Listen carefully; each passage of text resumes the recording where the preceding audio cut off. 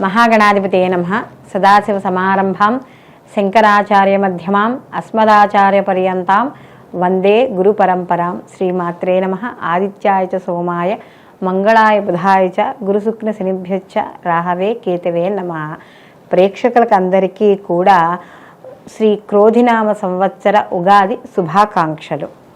మనం ఈ శ్రీ క్రోధినామ సంవత్సరంలో మనం ఈ ద్వాదశ రాసుల వారికి కూడా నవగ్రహ సంచారాలను అనుసరించి మనం ఈ శుభాశుభ ఫలితాలు చెప్పుకోవడం అనేది జరుగుతుంది. అయితే ఇక్కడ ఈ సంవత్సర ఫలితాలు తెలుసుకోబోయే ముందర అంటే వీళ్ళు ఈ ద్వాదశ రాసుల వాళ్ళు కూడా ఈ సంవత్సరం అంతా కూడా ఎటువంటి విషయాల్లో జాగ్రత్తగా ఉండాలి, ఎటువంటి విషయాలు చేపట్టాలి, వివాహ విషయాల్లో కానీ గృహప్రవేశము, సంతానము, ఉద్యోగము, విద్య, వ్యాపారము, ఆరోగ్యము, ఇలా అన్ని రకాల విషయాల మీద కూడా మనకి ఒక అవగాహన అనేది తెచ్చుకుందుకు మనం ఈ ఉగాది సంవత్సర పంచాంగ శ్రవణం అనేది మనం చెప్పుకోవడం అనేది జరుగుతుంది. అయితే ఇక్కడ ఈ యొక్క మన ఈ ద్వాదశ రాశుల ఫలితాలు తెలుసుకునేటప్పుడు ఇక్కడ అన్ని గ్రహాల గురించి మనం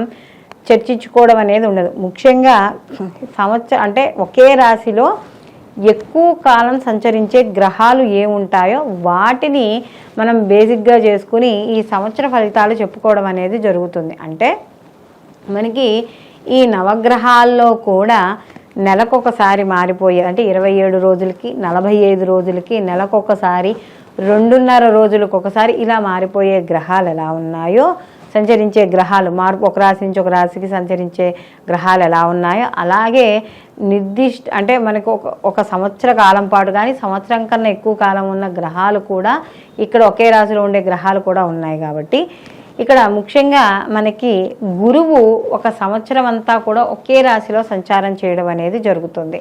అలాగే శని భగవానుడు ఒకే రాశిలో 2.5 సంవత్సరాలు సంచారం చేస్తాడు. రాహుకేతువులు ఒకే రాశిలో 18 నెలలు సంచారం చేయడం అనేది జరుగుతుంది. కాబట్టి ఈ యొక్క ఉగాది ఫలితాలు అనేవి ముఖ్యంగా దేశ గోచారానికి సంబంధించినవి, అలాగే ఇటు దేశ గోచారంతో పాటుగా మన యొక్క జన్మ జాతకాలు అంటే గోచార రీత్యా మనం చెప్పుకునే ఫలితాలు. ఈ ఫలితాలు కూడా బేసిక్గా ఈ 4 గ్రహాల యొక్క సంచారాన్ని ముఖ్యంగా మనం పరిగణనలోకి తీసుకుని ఈ యొక్క ఫలితాలు చెప్పుకోవడం అనేది జరుగుతుంది. కాబట్టి మనం ఇప్పుడు ద్వాదశ రాశుల వారికి వీళ్ళకి శుభాశుభ ఫలితాలు ఏ విధంగా ఉంటాయి అనే విషయాన్ని తెలుసుకుందాం. ధనుస్సు రాశి.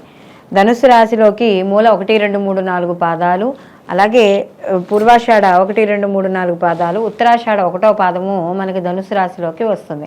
అయితే ధనుస్సు రాశికి రాశాధిపతి వచ్చి గురువు. ధనుసు రాశిలోకి ఈ క్రోధినామ సంవత్సరంలో కానీ చూసుకున్నప్పుడు ఆదాయ వ్యయాలు ధనుసు రాశి వారికి ఆదాయం 11, వ్యయం 5, రాజ్యపూజ్యం 7, అవమానము 5. కాబట్టి వీళ్ళకి ఆదాయము కన్నా ఖర్చు పాపం కాస్త తక్కువ ఉంది కాబట్టి వీళ్ళకి కొంతవరకు అనుకూలంగా ఉంటుంది. అయితే ఈ రాశి వారికి కానీ చూసుకున్నప్పుడు మే 1 నుండి సంవత్సరాంతం వరకు కూడా షష్ఠమ స్థానం ముందు గురువు ఇక్కడ రజతమూర్తిగా సంచారం చేయడం అనేది జరుగుతోంది. శనిశ్చరుడు సంవత్సరం అంతా కూడా తృతీయ స్థానమందు లోహమూర్తిగాను, రాహుకేతువులు సంవత్సర ఆరంభం నుండి సంవత్సరాంతం వరకు కూడా చతుర్థ రాజ్యస్థానములందు సువర్ణమూర్తులుగాను సంచరిస్తారు. ఆరోగ్యం కూడా వీళ్ళకి కాస్త కుదుట పడుతుంది. మామూలుగా అయితే వీళ్ళకి గతంలో ఏవైతే జరగరాంది ఏవైనా ఉన్నాయి, మేము ఇవి చేసుకోలేకపోయాము అని అనుకుని ఉంటే అలాంటివన్నీ కూడా కాస్త ధైర్యంతో వ్యవహరించడం వల్ల కాస్త ఈ సంవత్సరం జరిగే అవకాశం కలుగుతోంది. అలాగే వృత్తి బలం కూడా పెరుగుతుంది. సంతానం కలిసి రావడం, వాళ్ళ యొక్క వృత్తి ఉద్యోగ వ్యవహారాల యందు కార్యాచరణ చేయడము ఇలాంటివన్నీ కూడా కాస్త జరుగుతాయి. అలాగే మీ ఎవరైనా సంతాన విషయాల్లో కావచ్చు, ఏదైనా ఒక ఉద్యోగపరంగా కావచ్చు, వ్యాపార పరంగా కావచ్చు, ఏమైనా సహాయం కోరదలుచుకుంటే వాళ్ళు సహాయాలు చేయడం ఇతరులకి ఇలాంటివన్నీ కూడా జరుగుతాయి. అలాగే షష్ఠమ స్థానమందు కానీ గురువు ఇక్కడ కొంత ఇబ్బంది అంటే ఆయనకి అదేమీ శుభస్థానం కాదు కాబట్టి కాస్త ఇబ్బందిని కాస్త క్లేశాన్ని కలుగజేస్తాడు. అలాగే అక్టోబర్ నుండి జనవరిలో షష్ఠమ రాశి యందు గురువు వక్రీకరించి సానుకూల ఫలితాలను ఇవ్వడం అనేది జరుగుతుంది. ఎప్పుడైతే గురువు వక్రీకరిస్తాడో మళ్ళీ అక్కడ వక్రీకరించినప్పుడు అంటే పంచమ స్థానాన్ని చూస్తాడు కాబట్టి అక్కడ కొంచెం అనుకూల ఫలితాలు ఉంటాయి. వీరికి సంవత్సర ప్రారంభంలో తృతీయ స్థానమందులు కుజుడు ధైర్యాన్ని ఇవ్వడం, అలాగే ఉత్సాహాన్ని, ధనలాభాన్ని, సుఖాన్ని ఇవ్వడము, అలాగే ఆరోగ్యాన్ని కూడా ఇస్తాడు. ఎందుకంటే తృతీయ స్థానంలో కుజుడు వచ్చినాడు అంటే అంతకుముందు స్థానంలోనే పాపం వ్యయంలోను అలాగే జన్మలోను ద్వితీయంలోనూ ఉన్నప్పుడు శుభ ఫలితాలను ఏమి ఇవ్వడు. కాబట్టి ఈ అన్నింటినీ కలిపి ఇక్కడ తృతీయంలోకి ఎప్పుడైతే మారుతాడో అప్పుడు శుభ ఫలితాలను ఇవ్వడం అనేది జరుగుతుంది.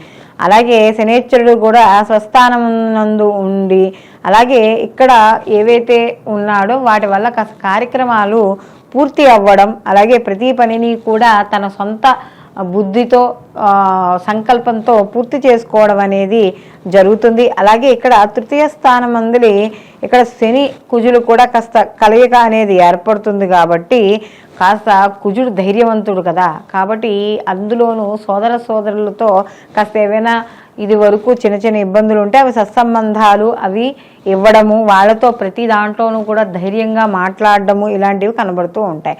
అలాగే సంవత్సర ఆరంభంలో కూడా చిన్న చిన్న సమస్యలు లాంటివి ఇబ్బందులు ఏవైనా ఉన్నా కూడా అవి క్రమేపీ తగ్గుముఖం పట్టడం అనేది జరుగుతుంది. అలాగే ప్రతి పనిని కూడా వీళ్ళు కార్యభారాన్ని కాస్త తగ్గించుకుంటూ ధైర్యంగా ముందుకు వెళ్ళడం అనేది జరుగుతుంది. ఎందుకంటే అప్పటి వరకు గురువు పంచమ స్థానంలో ఉండి శుభ ఫలితాలను ఇస్తున్నప్పుడు ఇప్పుడు గురుబలం కూడా లేదు కదా, కాబట్టి అదొక ఇబ్బందిని ఇవ్వడం అనేది జరుగుతుంది.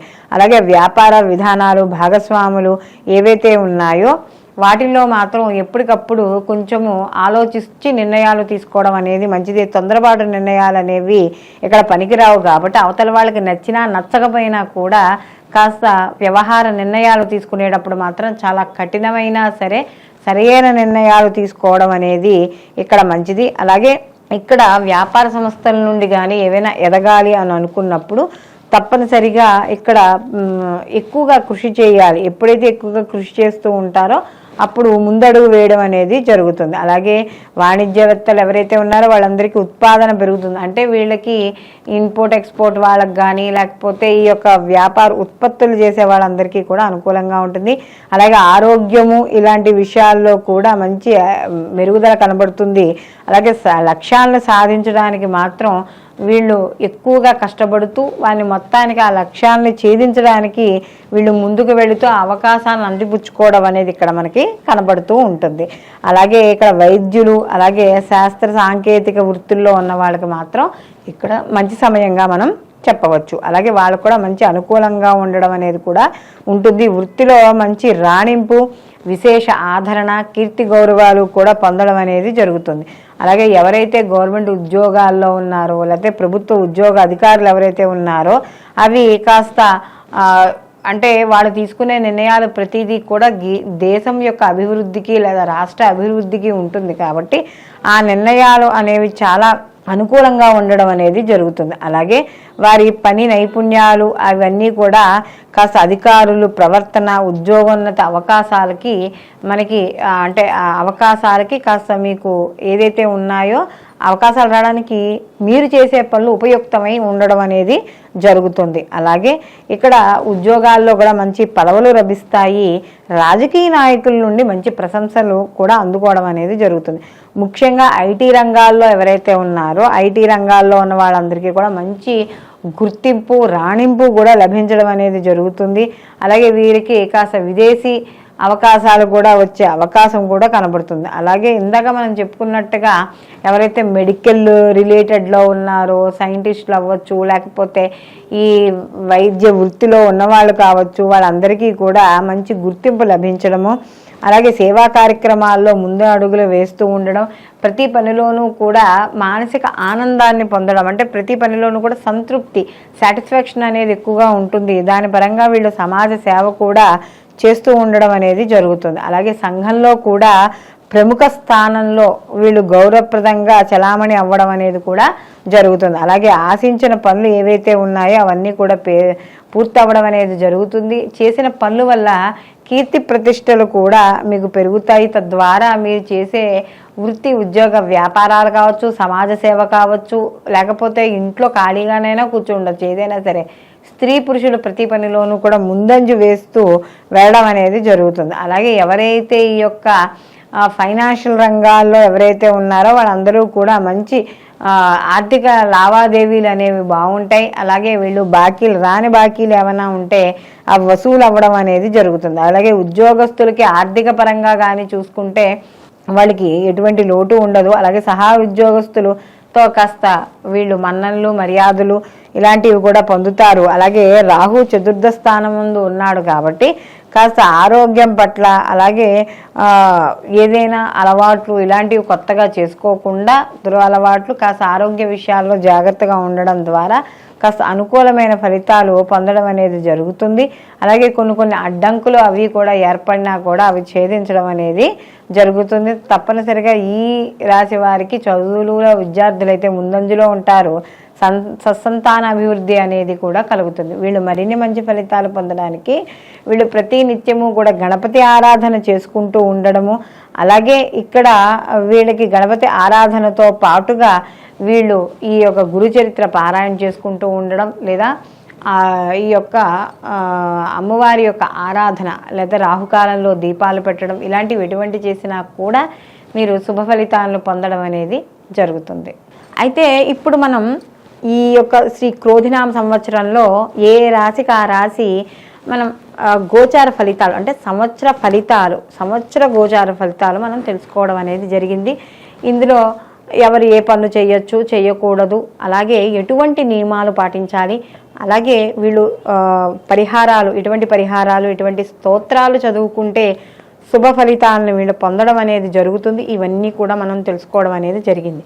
అయితే ఇది మనకి సంవత్సర ఫలితాలుగా పరిగణించడం అనేది జరుగుతుంది. అయితే దీనితో పాటుగా మనం వాళ్ళకి వ్యక్తిగత జాతకాలు కూడా పరిశీలనలోకి తీసుకోవాలి. కారణం ఏమిటంటే ఈ వ్యక్తిగత జాతకాలు ఏవైతే ఉన్నాయో ఆ వ్యక్తిగత జాతకాలకి ఈ గోచార ఫలితాలను కూడా అనుసంధానం చేసుకోవడం ద్వారా సంపూర్ణమైన ఫలితాలని పొందడం అనేది జరుగుతుంది.